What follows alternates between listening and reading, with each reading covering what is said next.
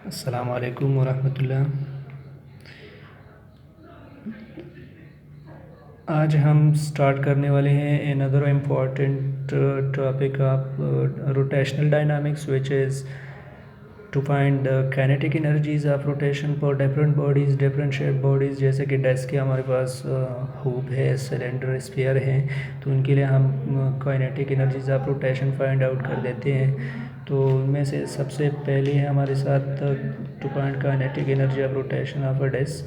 तो हम पहले डिफाइन कर रहे थे kinetic energy of a desk होती क्या है। तो डिफिनेशन हम ऐसे लिख सकते हैं कि द एनर्जी, वो एनर्जी पोजेस्ड जो रखती हैं बाय अ डेस्क, जो एक डेस्क रखते हैं। डेस्क आपको पता होगी कि एक स्फीयर अगर हम कई हिस्सों में तकसीम कर देते हैं उसकी क्रॉस सेक्शनल, तो हमारे साथ एक थिन स्फीयर होता है जिसकी थिन एड्स होते हैं, बड़े मोटे मोटे एड्स नहीं होते, इसकी तो पतले पतले जो है एड्स होते हैं। तो उसको हम डेस्क कहते हैं। जैसे कि ऐसा एक डायग्राम हम ड्रा कर देते हैं कि इस तरह एक शक्ल होता है डेस्क का।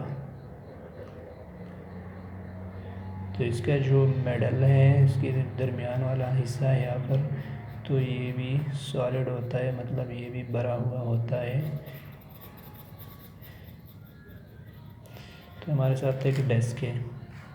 तो हम यहाँ पर जो डेफिनेशन लिखते हैं डेस्क की kinetic energy of rotation find out करने के लिए, तो energy possessed by a desk due to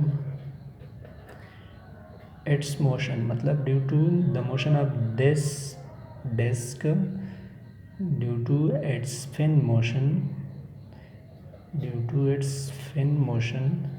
जैसा कि हम यहाँ पर कंसर्न है रोटेशनल डायनामिक्स से, मतलब रोटेशन मोशन से, तो यहाँ पर भी डेस्क की रोटेशनल मोशन ही कंसिडर की जाती हैं। तो द एनर्जी पोजेस्ड बाय और desk due to its spin motion, due to its spin motion about its own axis of rotation is called kinetic energy of rotation of a desk।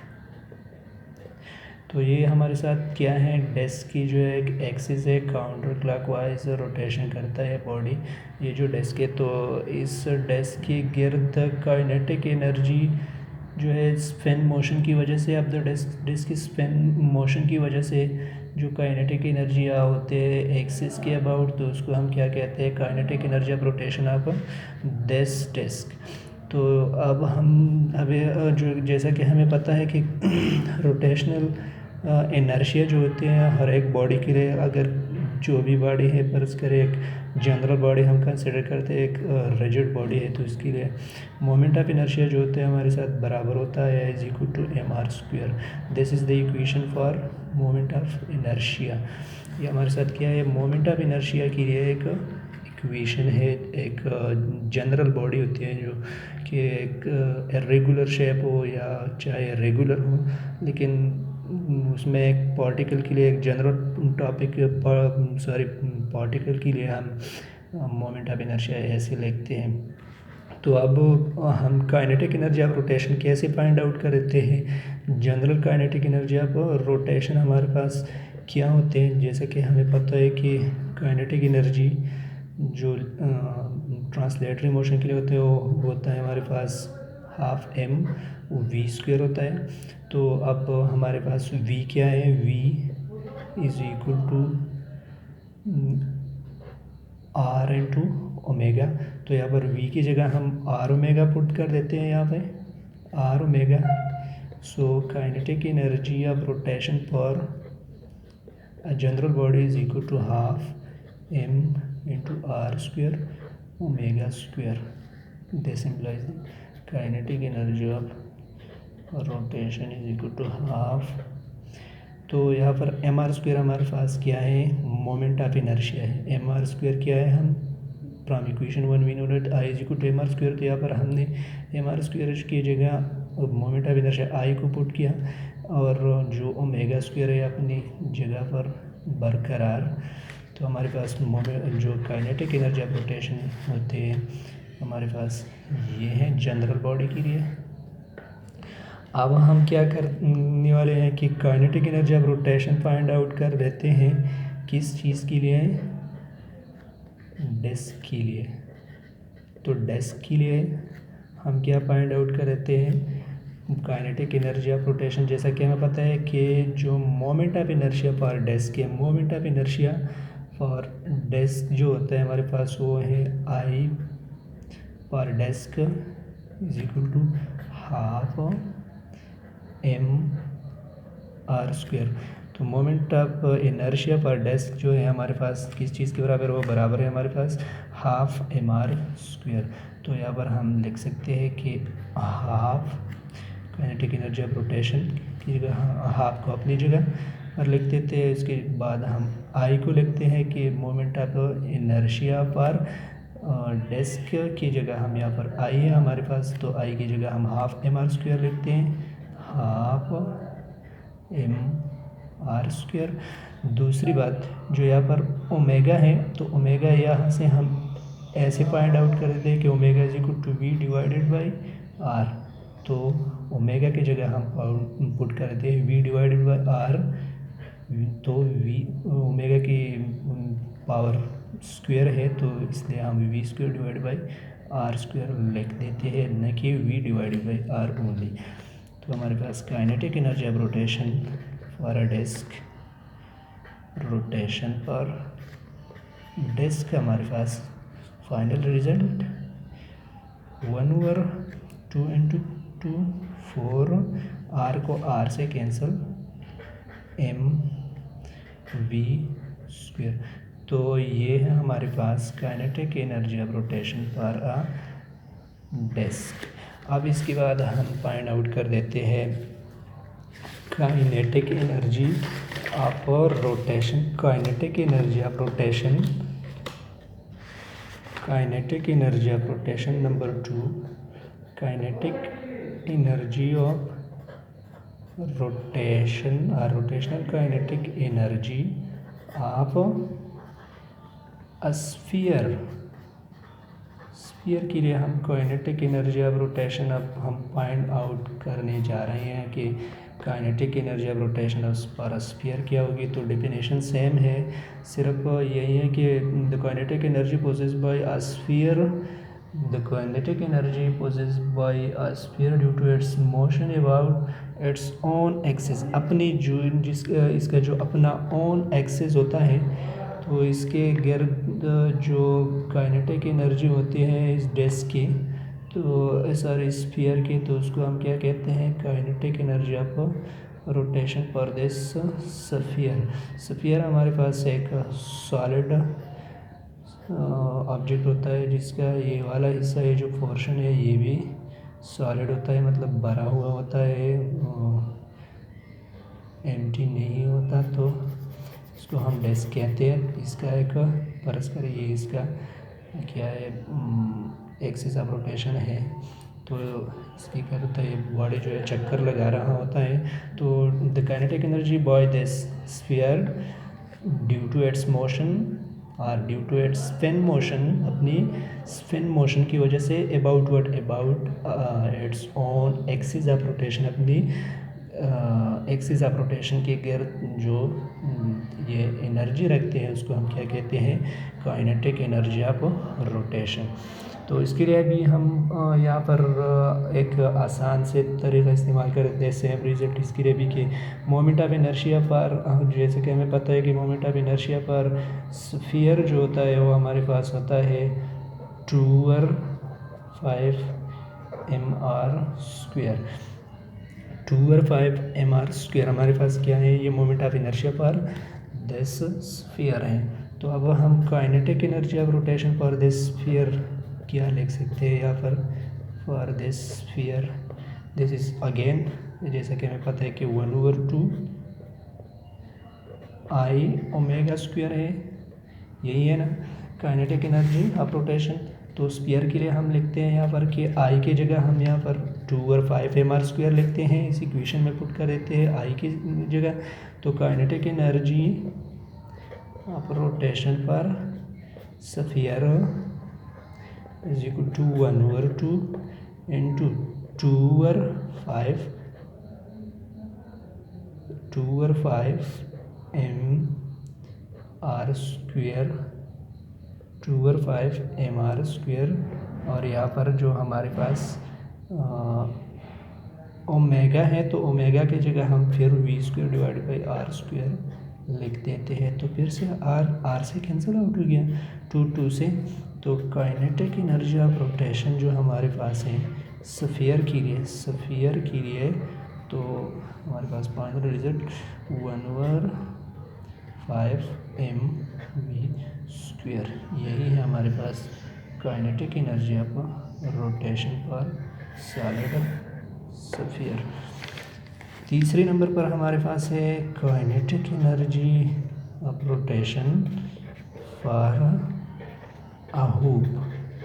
हमारे पास एक hoop है, उसके लिए हम kinetic energy of rotation जो है वो find out कर देते हैं। हूप हमारे पास एक ऐसे शक्ल होता है, हमारा ड्राइंग इतना मजबूत नहीं है, तो ये हमारे पास एक क्या है, एक हूप है जिसका ये जो एड्स होते हैं ये क्या है, सॉलिड होते हैं, मतलब ये भरे हुए होते हैं, यही एज भरा हुआ होता है।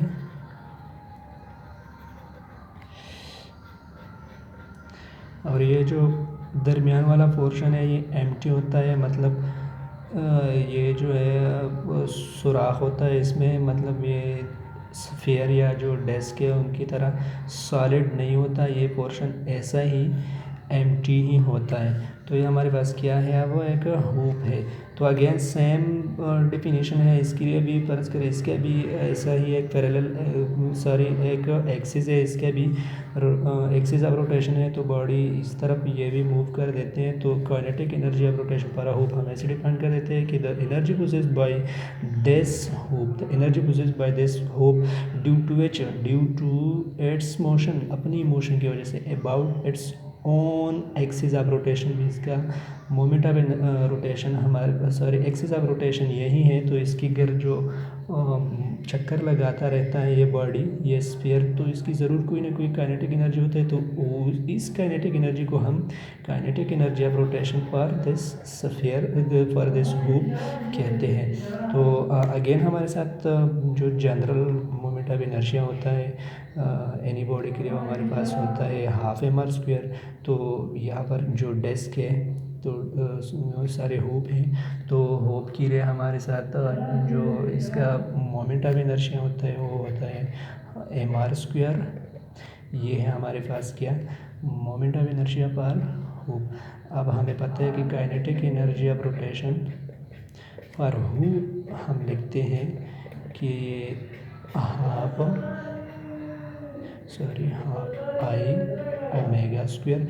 तो अगेन हम ओमेगा के आई को एक की जगह mr स्क्वायर पुट कर देते हैं। तो काइनेटिक एनर्जी पर hoop, kinetic energy of rotation पर hoop is equal to half into I की जगह है mr स्क्वायर और ओमेगा की जगह फिर V square divided by R square. तो आर फिर से कैंसिल आउट हो गया। तो ये हमारे पास काइनेटिक एनर्जी ऑफ रोटेशन पर हूप क्या है, ये हमारे साथ है 1/2 mv स्क्वायर। यही रिजल्ट हमारे पास किया इस हूप के लिए आ गया। तो जैसा कि हमें अब पता चल गया कि काइनेटिक एनर्जी, जो काइनेटिक एनर्जी है, रोटेशनल काइनेटिक एनर्जी पर हूप पर डेस्क जो हमने फाइंड आउट कर दिया था वो होता 1/4 mv स्क्वायर काइनेटिक एनर्जी। ये तो हमारे पास डेस्क ही लिया गया। जो हमारे पास स्फीयर है, तो स्फीयर के लिए हमारे पास moment of kinetic energy of rotation क्या है हमारे पास स्फीयर के लिए है हाफ